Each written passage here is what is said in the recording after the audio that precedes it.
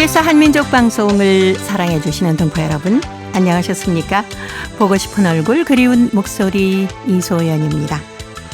중국인들의 샤오츠에 대한 사랑, 정말 유별나기로 소문이 나 있습니다. 이 샤오츠가 뭔가 했더니요, 가벼운 식사나 간식을 뜻하더라고요. 한국으로 치면은 중간에 먹는 떡볶이, 만두, 튀김, 이런 분식이라고 할 수가 있겠죠. 중국인들이 여가 시간에 간식을 즐기는 풍습은 생활의 일부분으로 자리 잡았다고 합니다. 특히 최근에는 채식 간식이 유행이라고 그래요. 채식 간식은 칼로리가 낮고요, 건강에도 좋다는 입소문이 퍼지면서 다이어트의 필수품으로 자리 잡고 있다고 합니다. 중국의 사회관계망 서비스인 SNS에는 다양한 샤오츠 사진이나 영상이 올라오기도 하고요. 또 다양한 샤오츠 맛집 소개도 속속 올라오고 있다고 합니다. 이런 샤오츠의 인기에 힘입어서 샤오츠에 대한 투자도 줄을 잇고 있다고 하는데, 동포 여러분께서는 어떤 샤오츠를 즐겨 드시는지 참 궁금하네요. 그 사연도 저희들에게 보내주시면 저희도 함께 샤오츠 즐겨보도록 하겠습니다. 자, 오늘 첫 곡 주현미입니다. 짝사랑.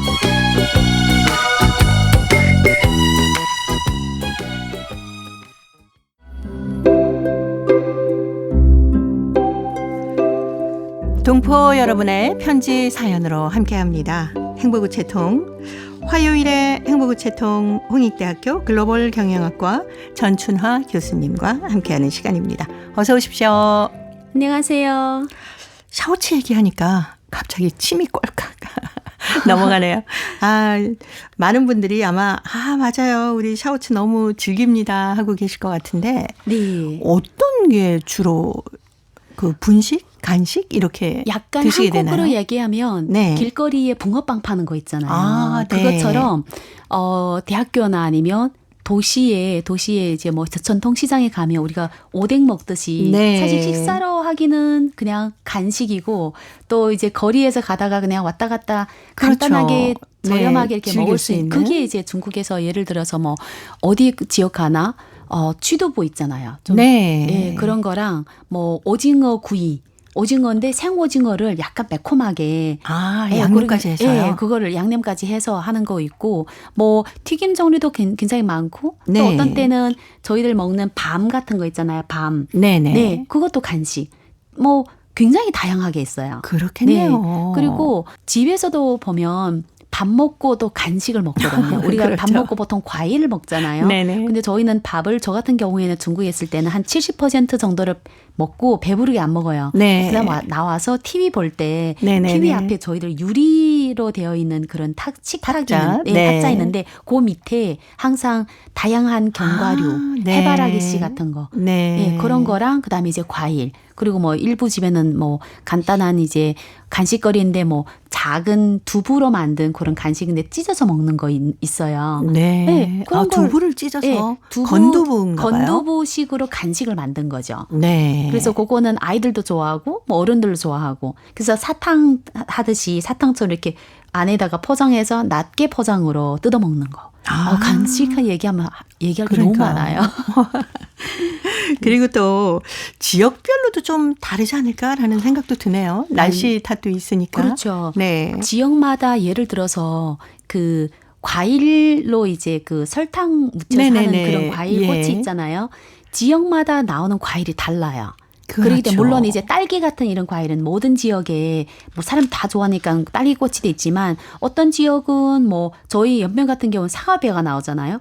그러면 사과배 꽃이 나오는 거예요. 근데 또 어떤 지역은 리즈, 려징이라고 얘기하나요? 네네. 그것도 될 수 있고. 그래서 지역마다 자기의 특산을 가지고 만들고, 저는 이제 제가 사는 지역은 여지라고 얘기하는, 꽤 쌉쌀한 거. 예, 쓴맛. 여주. 한국에서는 이제 여주라고 하죠. 엄청 쓴맛 나는 그거. 물론 간식이라고 볼 수는 없는데, 네. 이거를 또 즐겨 먹는 지역이 있어요.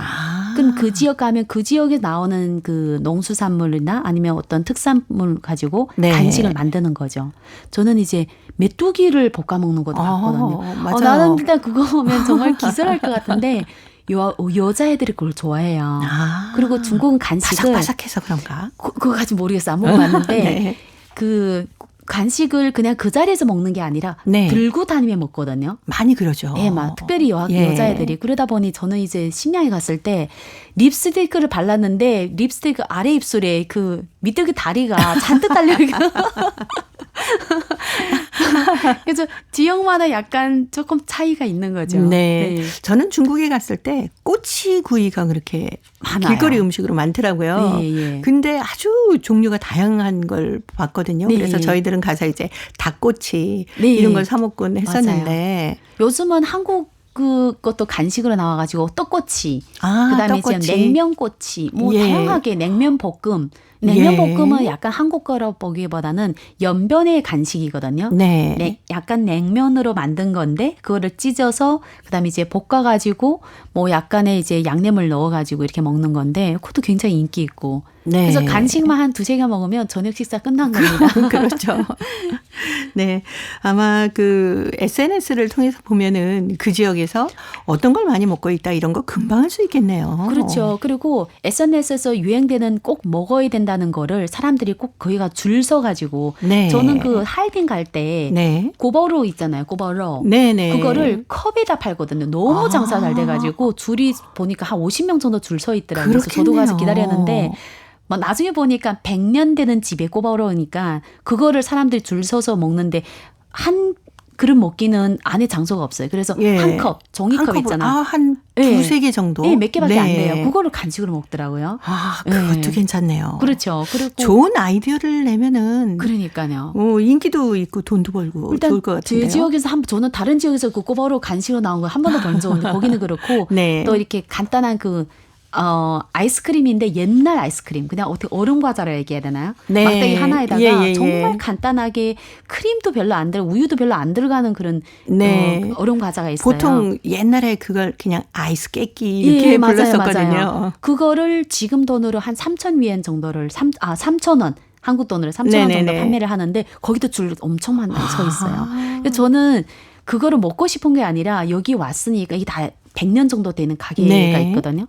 그래서 그걸 먹기 위해서가 서 있는 거죠. 아, 동페러분께서도 아마 지금 방송 들으시면서 우리는 이런 거 있어요. 이거 얼마나 맛있다고요 하고 얘기하시는 분들이 많으실 것 같습니다. 이 한국에 와서 생활하시는 우리 동포분들도 대림동 그 시장 쪽에 가면은 굉장히 많을 것 같은데요.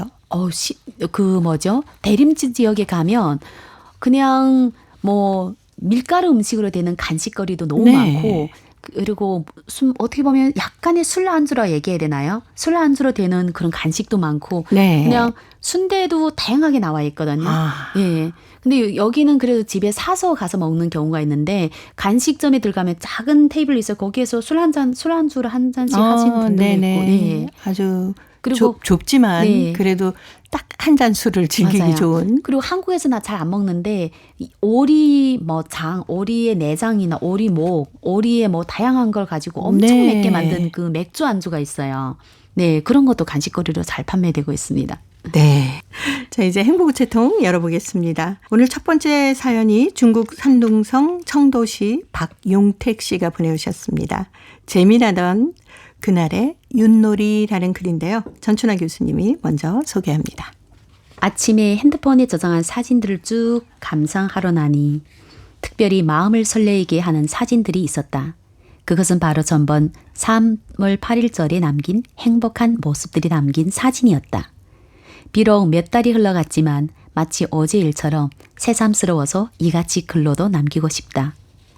지난 3월 4일 날 제청도 흥룡강성 화천성 화고향협회에서 3월 8일 분여를 맞이하는 행사가 산동성 청도시 청양 설악산 민속공연회청에서 진행되었다. 고향 땅을 떠나 청도에 몸을 담근 중노년들 가운데는 청도에 온 지 20년이 넘는 사람도 있었고 10년이란 세월을 넘긴 사람들도 많았다. 그날 협회에서는 우리 민속의 전통을 잊지 않고 올해도 3월 8일절 먹고 마시는 것에 목적을 두지 않고 의미 깊은 윷놀이를 놀기로 했다. 그날 먼저 여성들에게 명절에 인사를 올리고 꽃으로 불리우는 여성들에게 꽃다발을 안겨주었다. 이미 중년이 된 여성들이어서 얼굴을 젊을 때처럼 매끄럽지는 않았지만 얼굴마다 꽃물이 든 데다 한복까지 받쳐 입어서 너무나 아름다웠다. 윷놀이가 시작되자 25명 회원들은 두 계조로 나누어 3판 2승이 시합을 벌였다. 몽이야, 슝이야, 어서 잡아버려 하는 함성이 그칠 줄 몰랐고 육가락은 함성과 웃음 속에서 자꾸만 올리뛰었다. 대방을 잡았다가 몽을 친 편에서는 환호 소리와 손뼉 치는 소리가 높았고 잡힌 편에서는 아쉬움에 젖은 소리가 흘러나왔다. 서로 이기겠다고 애들 바득바득 쓰는 그 모습들이 참으 사랑스러웠고 아이 같기도 했다. 나이가 들면서 동심도 사라졌고 손발도 느리지만 그러나 윷놀이 노는 그 순간은 아이들 같은 천진한 모습을 표현하기가 너무 좋았다. 윷놀이는 이와 같이 어른들을 동심으로 돌아가게 하고 사람들을 흥분케도 하고 또 아쉽게도 만드는가 하면 더욱이는 우리 민족의 전통을 머릿속에 깊숙이 심어주는 것이기도 했다. 시합이 끝나자 회원들은 반주에 맞춰 회가 성화노년협회 회가와 고향이 봄을 합창으로 불렀는데 춤과 노래로 연회청을 쩌렁쩌렁 울리게 했다. 특히 그날 고마운 것은 한 고향이 최회봉, 김철, 박성진 등 분들이 찾아와서 위문해 주었고 협찬금도 남겨놓고 떠나갔다. 헤어질 때 다음해 3월 8일절에 모두가 건강한 모습으로 다시 만날 것을 약속하면서 손을 굳게 잡았다.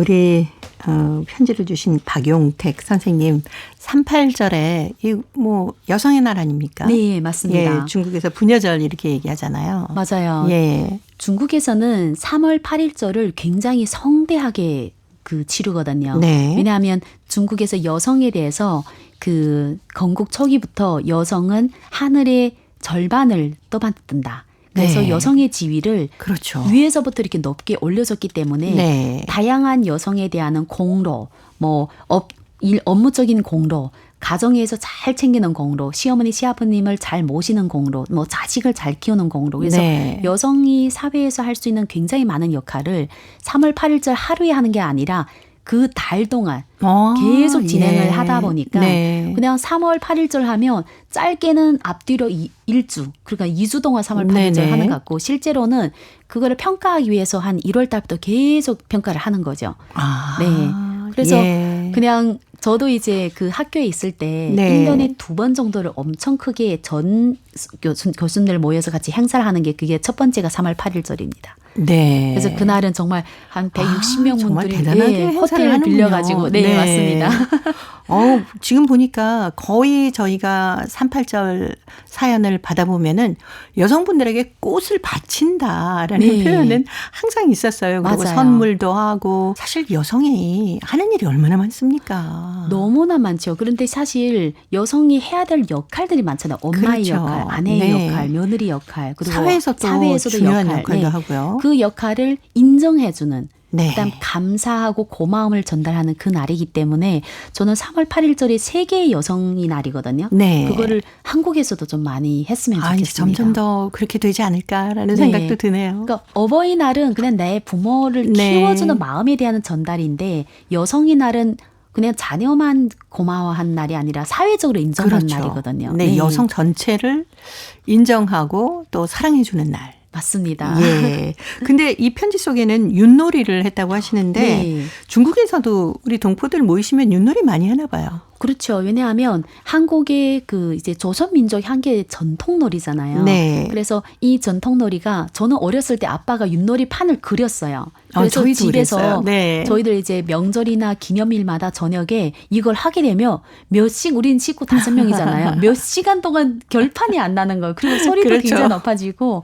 근데 이제 큰 행사 때는 민족의 어떤 특성을 누구나 같이 공감할 수 있는 그것 때문에 윷놀이를 하는 경우가 너무 많습니다. 네. 근데 이 사연에 보니까 몽이야, 슝이야 이렇게 했는데 네. 저희는 보통 윷놀이 할 때 도개, 걸, 윷 이렇게 네. 하거든요.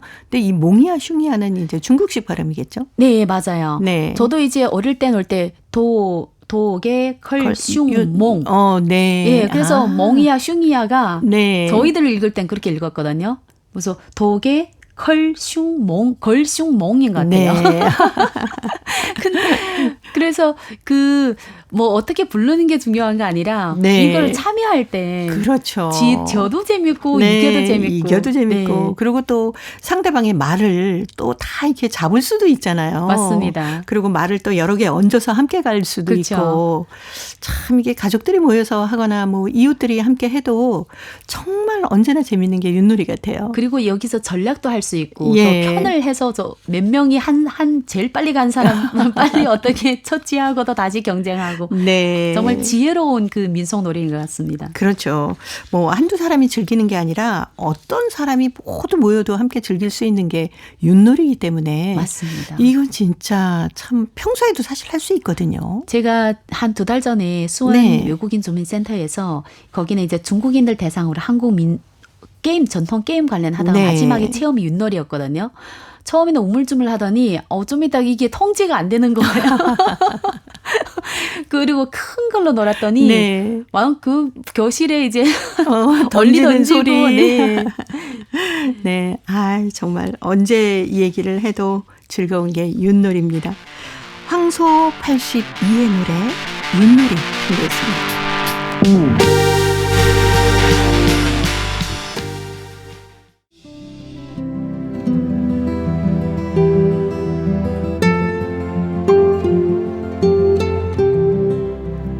동포 여러분의 따뜻한 사연으로 아름다운 추억을 만들어 드립니다.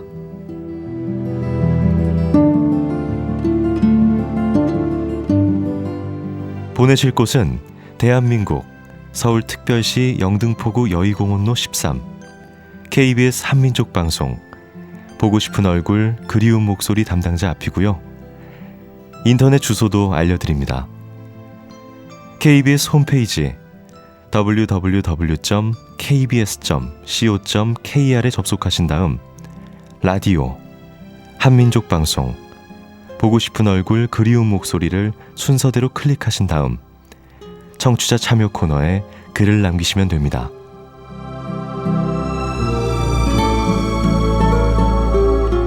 정다운 이야기와 아름다운 음악이 있는 보고 싶은 얼굴 그리운 목소리 동포 여러분과 늘 함께하겠습니다. 화요일의 행복우체통 홍익대학교 글로벌 경영학과 전춘아 교수님과 함께하고 있습니다.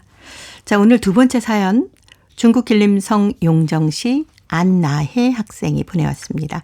단오절 행사에 참가했어요 라는 글인데요. 제가 소개해 드릴게요. 지난 단오절에 나는 친구들과 같이 떡 만들기 시합에 참가했습니다.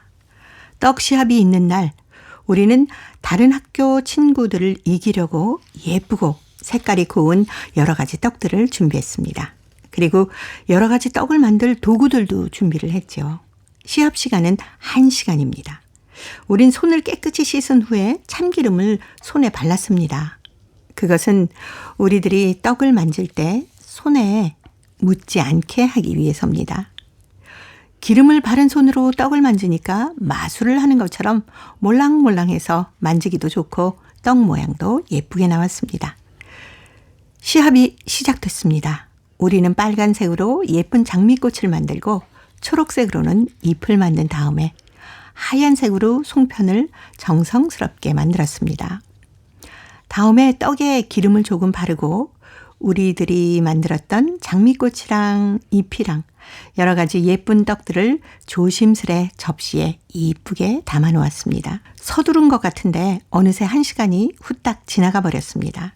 떡을 드시고 평가하는 분들이 우리의 떡을 평가하러 오셨습니다.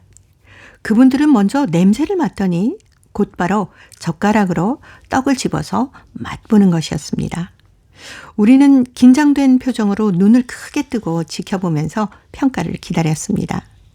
그분들은 맛있다고 말하고는 다른 소저의 떡을 평가하러 훌쩍 가버렸습니다. 한참 후에 결과가 나왔는데 우리 옆에 친구들이 쑥떡으로 표현한 즐거운 단오절이란 제목으로 만든 그네뛰기며 널뛰기, 씨름을 표현한 풍경이 모든 경쟁자들을 물리치고 1등상을 받았습니다. 우리보다 별로 잘 만든 것 같지 않은데 단오절의 특징을 잘 살펴서 했다는 것이 평가의 내용이었습니다. 평심 내용을 듣고 나니까 우리가 보기에도 주제를 잘 살렸구나 하는 생각이 들었습니다. 우리가 만든 떡도 우수상을 받아서 기분이 좋았습니다.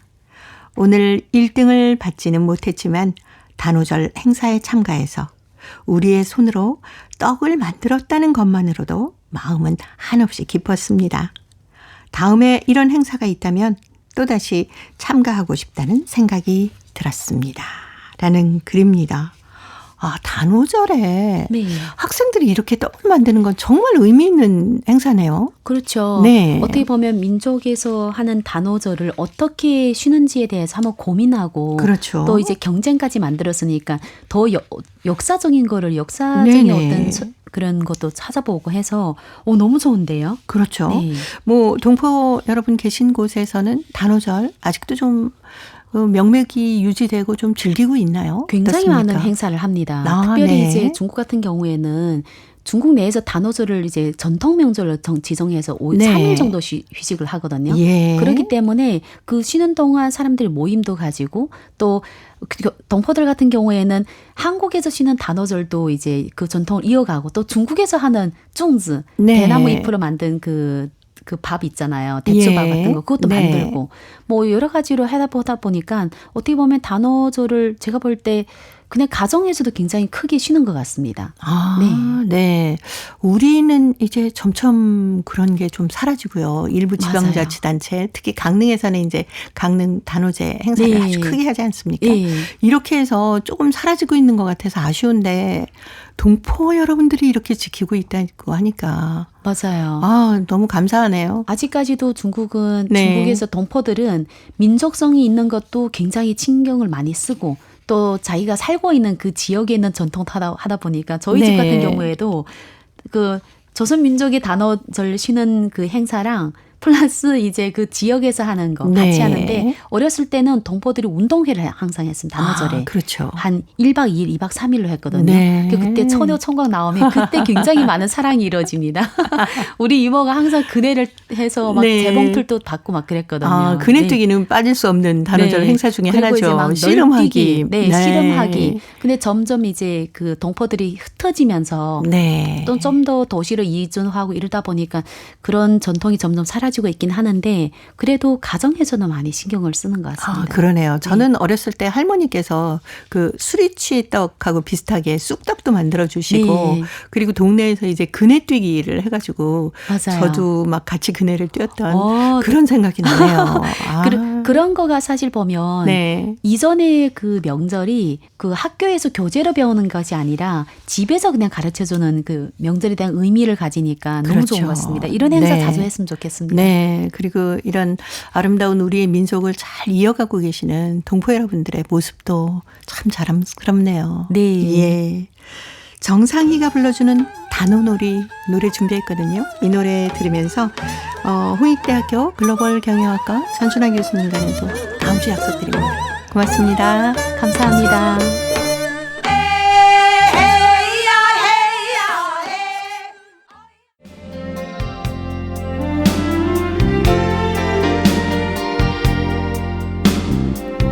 KBS 한민족 방송은 7천만 온결어의 꿈을 담습니다. 지구촌 곳곳으로 뻗어나간 한민족의 중심 채널 KBS 한민족 방송은 더 나은 미래를 위한 초석이 되고자 합니다. 여기는 대한민국 서울에서 보내드리는 KBS 한민족 방송입니다. KBS 한민족 방송 보고 싶은 얼굴 그리운 목소리 함께하고 계십니다. 이제 동포 통신원들과 전화를 연결해서 여러분 계신 곳에 새로운 소식을 전해드립니다. 통신원 리포트인데요. 오늘은 중앙아시아 카자흐스탄 그리고 러시아 4.11 지역 소식 준비했습니다. 먼저 카자흐스탄의 김상욱 통신원 만나보도록 합니다. 김상욱 통신원 안녕하셨습니까? 예, 안녕하세요. 카자흐스탄입니다. 카자흐스탄에서 한국어 말하기 쓰기 대회가 열렸다면서요? 예, 한국어 실력을 마음껏 뽐내고 또 한국까지 갈 수 있는 한국어 말하기 쓰기 대회가 열렸습니다. 네. 지난 30일 수도 아스타나에서 한국문화원 주최로 9명의 참가자와 심사위원 5명을 비롯해서 총 35명이 참석을 했고요. 지난 5월 26일부터 지원자를 모집한 결과 이번 대회에는 말하기 부문에 모두 18명, 쓰기 부문에 41명 등 총 59명이 지원했습니다. 말하기 부분의 주제는요. 내가 보는 한국, 두 번째로 가보고 싶은 대한민국의 도시와 소개하고 싶은 나의 도시. 지원자들은 이 주제 중에서 하나를 골라서 원고를 작성을 했고요. 그중에 9명을 선발해서 이번 대회에 참가하게 된 것입니다.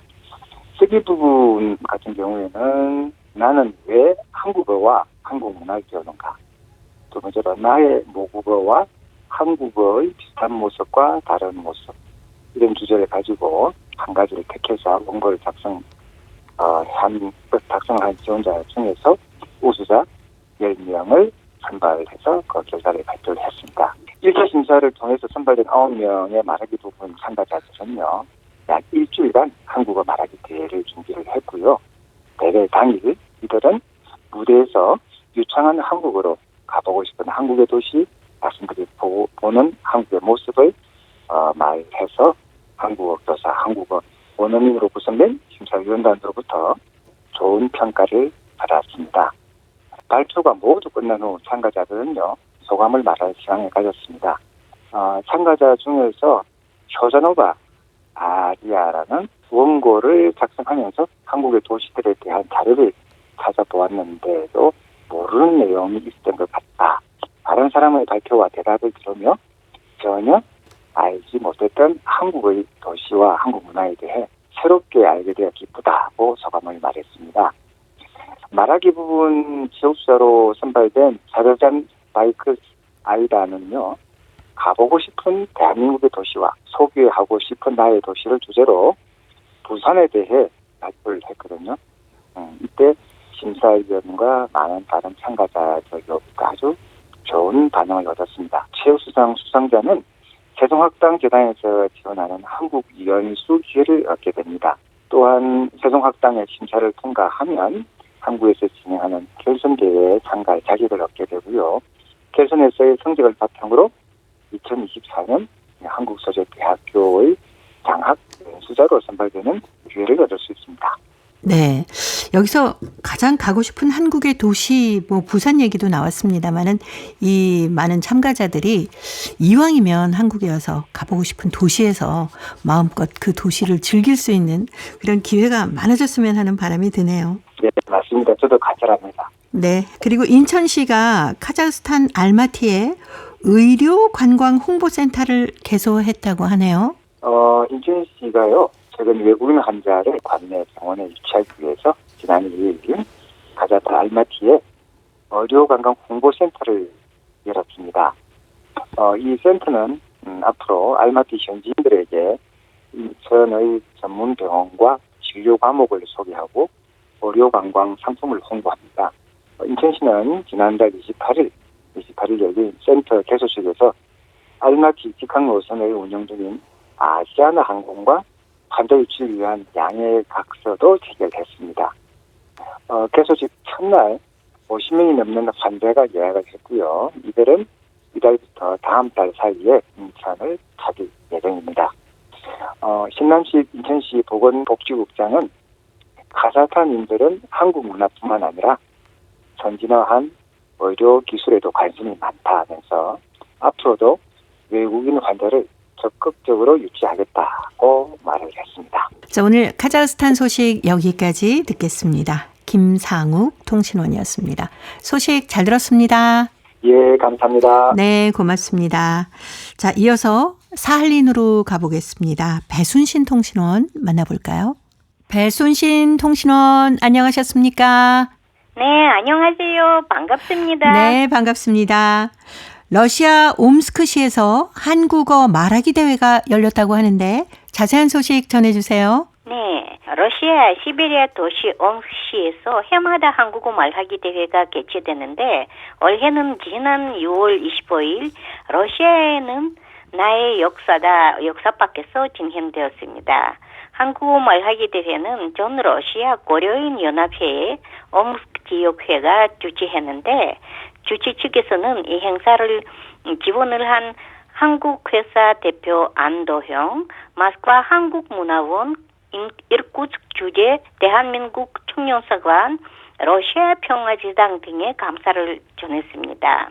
자, 이번 행사 어떻게 진행이 됐습니까? 이번 행사에는 30여 명이 참가했는데 개인이 아니라 팀별로 발표했습니다. 전 러시아 고려인 연합회 옴스크 지역회 부회장이자 한국어 강사인 심타지아나는 제5회 한국어 구두 발표 대회는 올해 캐빈 형태로 개최했는데 이번에 팀 3개 무궁화 연꽃 국화 팀을 구성하고 참가자 나이는 8살부터 51까지였습니다. 대회 참가자들은 서로 질문하고 발표하고 수수께끼를 마치고 한국어로 숫자 세보고 팀 소개도 하고 여러 퀴즈도 맞춰 보았습니다. 그리고 한국 노래 실력도 펼쳐보고 속도 있게 젠 말놀이도 하였습니다. 강장 공장 공장장은 장 공장장이고 된장 공장 공장장은 강 공장장이다 등 표현을 말하기가 참 쉬운 일이 아니었습니다. 대회 참가자들은 이 행사가 재미있고 유익한 시간이었다고 소감을 나누었습니다. 한류 열풍을 비롯해 이번 행사 등을 통해 최근 옴스크에서는 한국어와 한국 문화에 대한 관심이 점점 커지고 있습니다. 네, 오늘 사할린 소식 여기까지 듣겠습니다. 배순신 통신원이었습니다. 소식 잘 들었습니다. 네, 감사합니다. 네, 고맙습니다. 러시아 옴스크시에서 해마다 한국어 말하기 대회가 개최가 되는데 올해는 지난 6월 25일에 열렸다고 하네요. 참가자들이 30여 명이었다고 합니다. 개인이 아니라 팀별로 발표를 했는데요. 이번에 참가한 팀은 무궁화팀, 연꽃팀, 국과팀 이렇게 3개 팀이었습니다. 참가자들의 나이가 8살부터 51살까지 아주 다양했고요. 참가자들은 서로 질문을 하고 발표를 하고 수수께끼를 맞추고 또 한국어로 숫자도 세보고 팀 소개도 하고요. 여러 가지 퀴즈를 맞추는가 하면은 한국어 노래 실력까지 펼쳐 보이기도 했다는군요. 재미있고 아주 유익한 시간이었다 이렇게 얘기했다고 하는데요. 최근에 옴스크에서는 한류 열풍과 함께 한국어와 한국 문화에 대한 관심이 점점 커지고 있다는 사할린 소식이었습니다. 자, 이제 퀴즈를 통해서 대한민국의 역사와 문화까지 배울 수 있는 퀴즈 한마당 보내드립니다.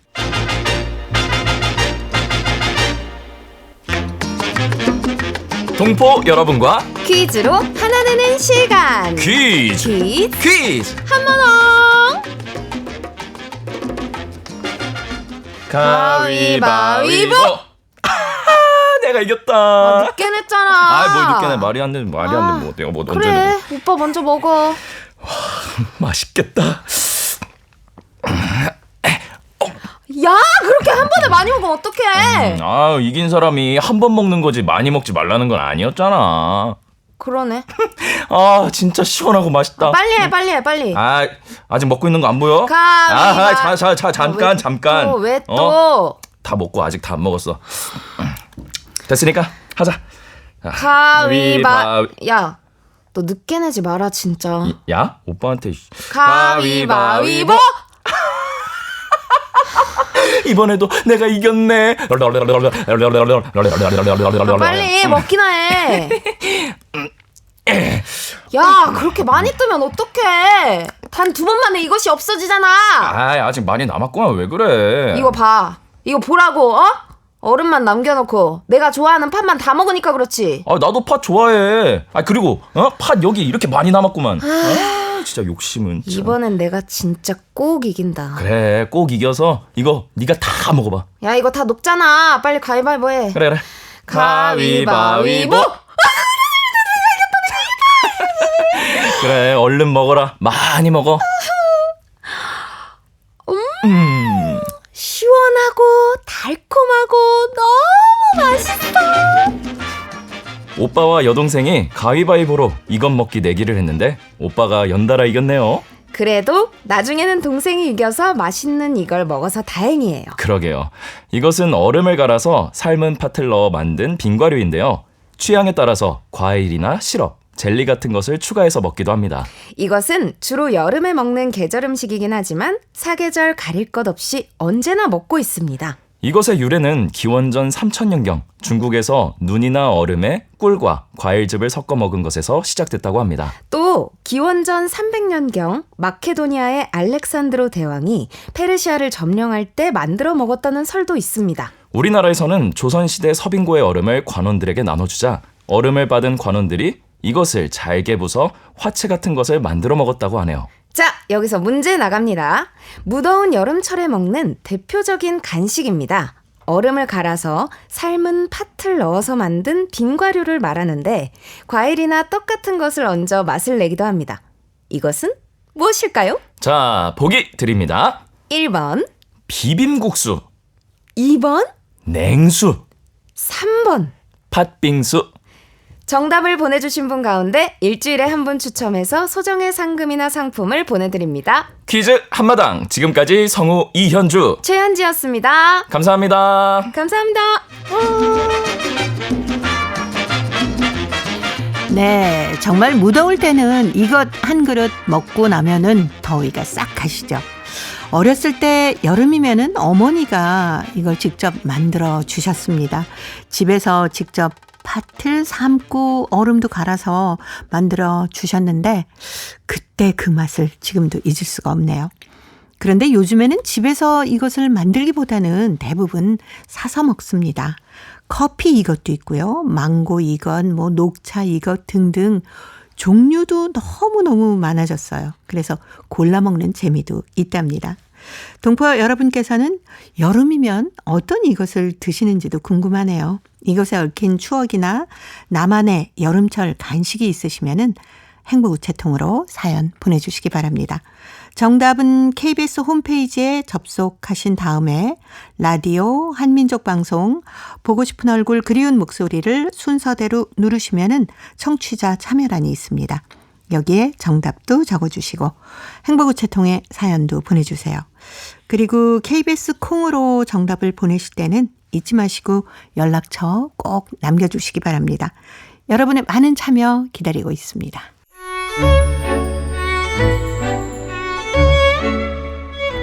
고려인들의 역사를 재조명하고 그들의 삶의 애환을 들어보는 시간, 고려인 이야기. 사단법인 고려인마을 역사유물전시관의 김병학 관장님 전화로 만나보도록 합니다. 관장님 안녕하셨습니까?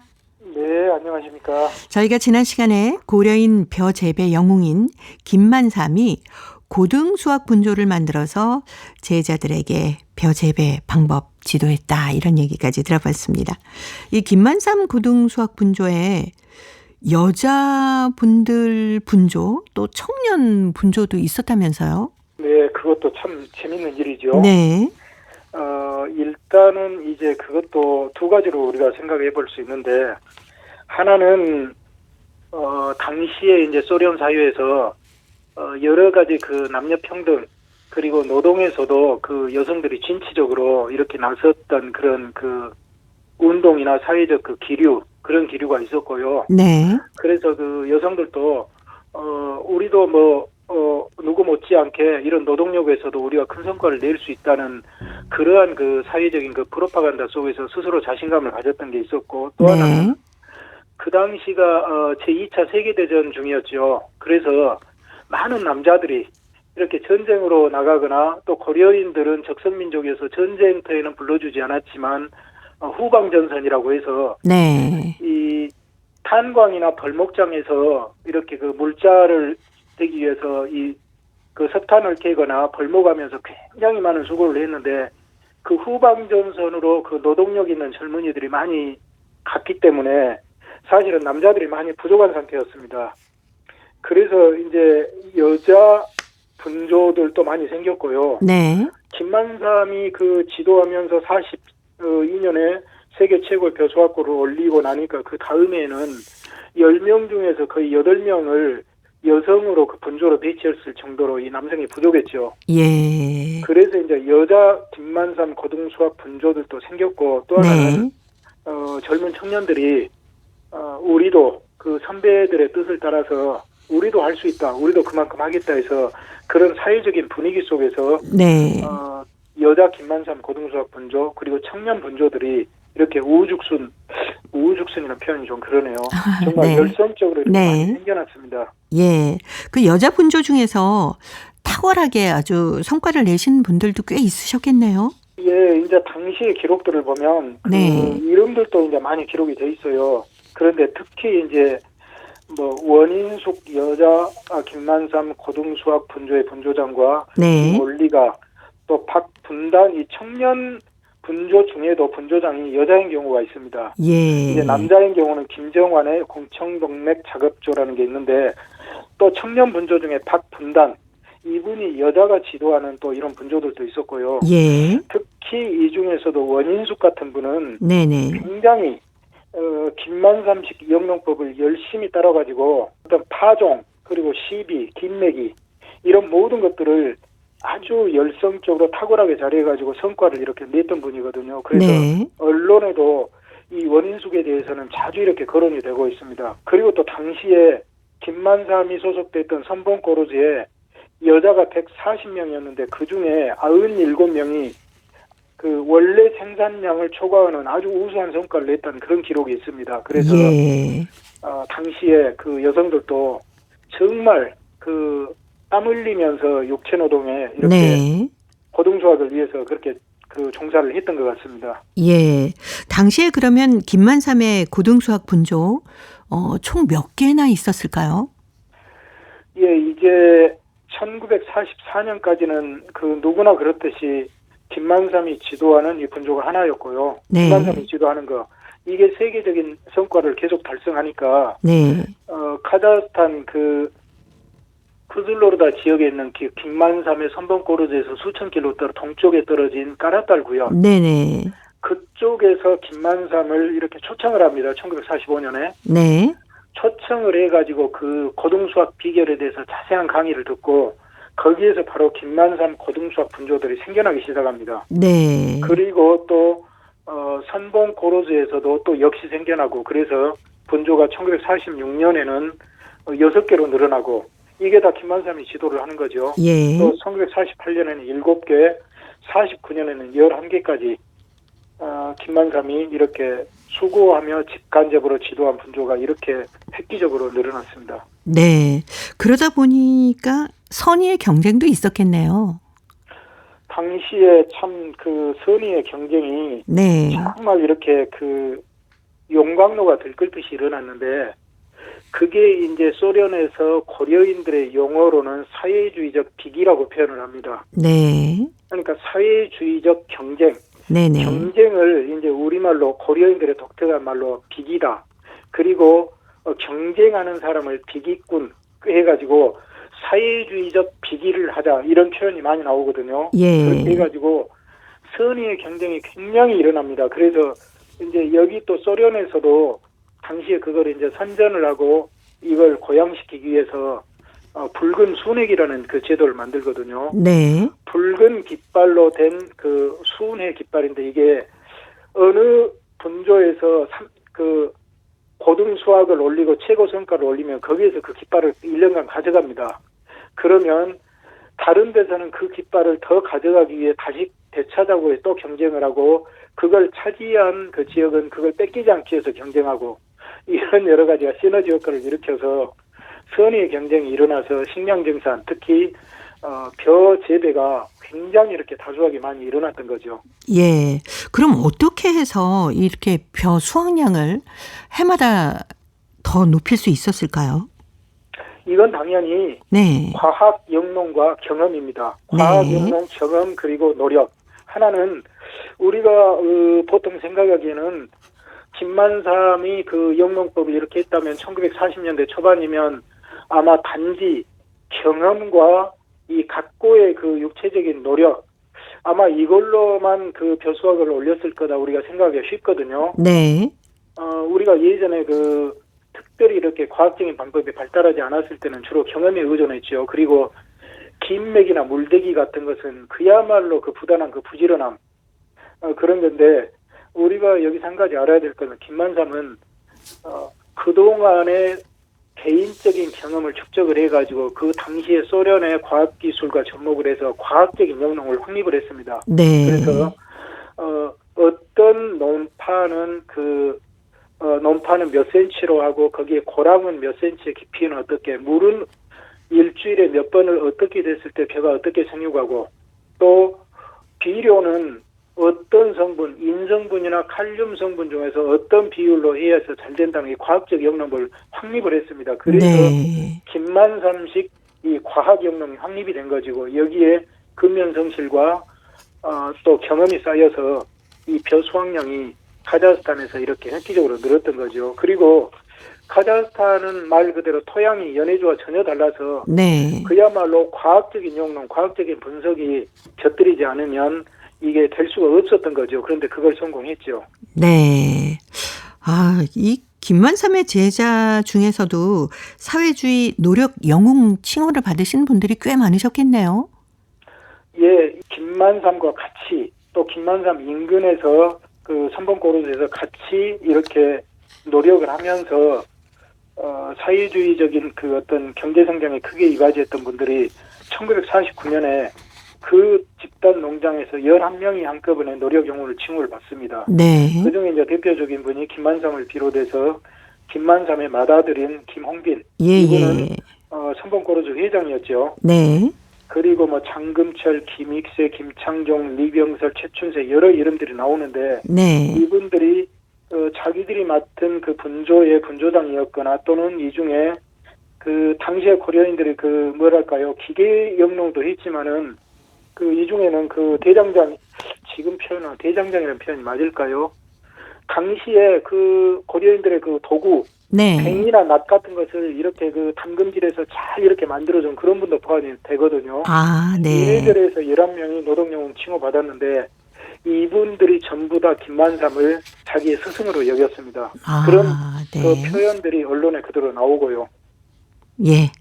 자, 고려인 이야기 오늘은 김만삼의 제자들의 활약상에 대한 얘기까지 들어봤습니다.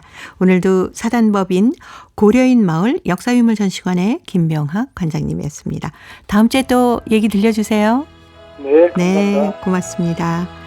패티킴의 사랑은 생명의 꽃 들으면서 인사드립니다. 함께해 주신 동포 여러분 고맙습니다.